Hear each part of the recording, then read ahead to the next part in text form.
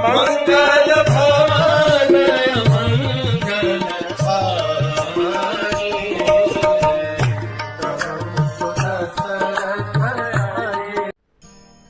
हरे कृष्ण। बेरों को खाते हुए राम लक्ष्मण अतीव आनंद में थे। ऐसे स्वादिष्ट बेर उन्होंने न अयोध्या में न मिथिला में खाए थे। लेकिन राम एक अलग ही मूड में चले गए।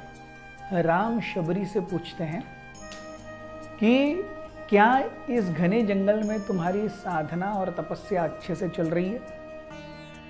बिना रुकावट के अपनी चेतना को हमेशा अग्रसर बनाए रखना यह बहुत कठिन काम है। इसके लिए बहुत धैर्य चाहिए। आध्यात्मिक जीवन में उन्नति और सफलता उनको ही मिलती है जिनके पास ये धैर्य है। राम पूछते हैं कि क्या तुम अपने गुरु की जो सेवा करती आई हो उसमें अब सफल हुई हो? शबरी थोड़ी छोटी सी थी, काली, back little hunched back, very old. Shabari कहने लगी, हे नाथ, महान साधुओं के वचन कभी भी मिथ्या नहीं जाते। अगर जाने वाले होंगे तो भी भगवान स्वयं आकर के उन महान ऋषियों के वचनों को सत्य करते हैं। ऐसे ही एक महान ऋषि ने बताया था मुझे आपके आने के बारे में, और वो थे मेरे गुरु मातंग ऋषि। शबरी कहने लगी, आज से 13 वर्ष पूर्व मैं जब इस आश्रम में रहती थी तो मेरे गुरु महाराज मातंग ऋषि ने कहा कि हे शबरी, तुम यहां रुको। राम और लक्ष्मण तुमसे मिलने आएंगे और जब वो आएंगे तुम उनकी सेवा करना, और उनकी सेवा करके उन्हें प्रसन्न करके तब मेरे पास वापस लौट जाना। ऐसा कह करके मातंग ऋषि अपने बाकी के सारे शिष्यों के साथ में चले गए। And this happened 13 years ago. 13 साल से मैं रोज आपकी यहां प्रतीक्षा कर रही हूं। 13 वर्षों से मैं रोज जंगल में जा करके बेर और फल लाती हूं, फूल लाती हूं, फूलों से माला गूंथती हूं और फलों को सुंदरता से सजा करके रखती हूं कि कब आप आएंगे। रोज पानी से इस पूरे आश्रम को साफ करती हूं और यहां पर अलग अलग प्रकार से सजावट करती हूं। ये करने में ही मेरा दिन निकल जाता है और ये करते हुए आज मुझे 13 वर्ष हो गए हैं। लेकिन आप आज आए हो, मैं जानती हूं मेरे गुरु मातंग ऋषि की यह बहुत असीम कृपा है मुझ पर कि मुझे आपका दर्शन हो रहा है। अब मैंने अपने गुरु महाराज के वचनों का सही में पालन किया है। And Ram was stunned hearing this. Lakshman ने नोटिस किया कि Ram was not that Ram who was wandering in the forest of Kishkindha. Ram जैसे अयोध्या में थे ना, हमेशा हसतमुख, कंपोज्ड, एकदम प्रसन्नता चेहरे पे, ऐसा मूड हो गया राम का। प्रभु राम पूछने लगे, आपके ऋषि तो बहुत ही दिलचस्प व्यक्ति मालूम होते हैं, कृपया मुझे और थोड़ा कुछ बताएंगे उनके बारे में? और आप इतने अच्छे से इस आश्रम को मेंटेन किए हो, क्या आप मुझे दिखाओगे नहीं इस आश्रम को घुमा करके?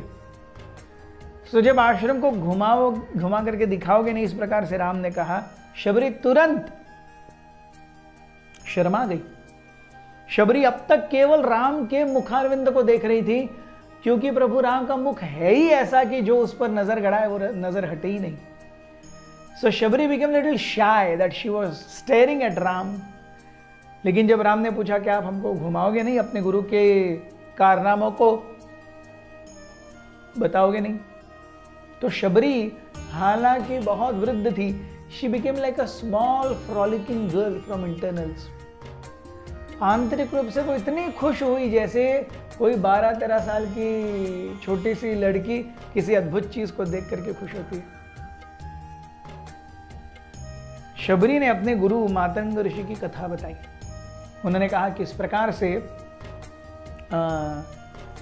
उनके गुरु बहुत समय पहले उन्हें कह करके गए थे कि राम और लक्ष्मण आएंगे। अपने गुरु की कथा बताते हुए कहती हैं कि मैं जब पहली बार इस आश्रम में आई तो ये स्पेसिफिक फूल हैं, ये हमेशा खिले हुए रहते हैं और इसमें से जो आने वाली खुशबू है वो एकदम दिव्य है।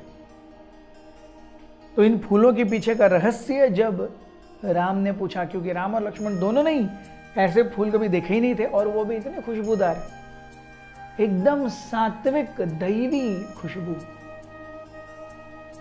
तो शबरी इन फूलों के पेड़ों के पीछे, इन फूलों के पौधों के पीछे का जो रहस्य है वो बताने लगी। उन्होंने कहा बहुत समय पहले मेरे गुरु महाराज के कुछ शिष्य थे और वो एक बार यज्ञ के लिए समिधाएं इकट्ठा करके आ रहे थे। तो उन समिधाओं के बोझे से उनका जो शोल्डर था वो छिल गया और उनके शरीर से पूरे स्वेद के बिंदु टपक रहे थे पसीने के। जब मातंग ऋषि ने अपने शिष्यों को इस प्रकार से सेवा करते हुए देखा, मातंग ऋषि का हृदय इतना द्रवित हो गया, उन्होंने आशीर्वाद दिया कि जहां जहां पर आपके स्वेद बिंदु पड़ेंगे वहां पर ऐसे दिव्य फूलों के पौधों की निर्मित होगी जो किसी भी भौतिक फूल से 100 गुना ज्यादा सुंदर है और 100 गुना ज्यादा फ्रेग्रेंट है। तब से धीरे धीरे जहां जहां पर उनके शिष्यों के वो स्वेद बिंदु गिरे थे वहां पर ये पौधे आए और इनसे आने वाले फूलों की खुशबू इतने मादक है कि कोई उनको तोड़ता ही नहीं है। They consider it as guru's benediction, आशीर्वाद, and they don't touch these flowers. So मेरे जीवन में कम से कम मैं तो इतना कह सकती हूँ कि मेरे जीवन में जो कुछ हुआ है वो केवल मेरे गुरु महाराज की कृपा का कारण है। अगर गुरु महाराज न आते, शबरी कहने लगती है कि ये जो सुंदर फूल थे उसके कारण मैं इस आश्रम के प्रति आकर्षित हुई और इसीलिए जब मातंग ऋषि जा रहे थे वो इन फूलों को मेरे साथ छोड़ करके गए। हालांकि मैंने इसमें से एक भी फूल पिछले 13 साल से नहीं निकाला। They are just there, I don't pluck them. So जैसे ही राम और लक्ष्मण ये सुनते जा रहे हैं उनके हृदय की धड़कन और तेज होती जा रही है। Ram has a mystic sweet smile and Lakshman has his characteristic composure कि अब राम क्या करेंगे। सो इस प्रकार से शबरी ने अपने पूरे मातंग ऋषि और अपनी पूरी कथा बताई। शबरी एक बहुत ही आनंदित शिष्या थी। इसके बारे में और भी हम कथा सुनेंगे अगले एपिसोड में। बहुत बहुत धन्यवाद। हरे कृष्ण।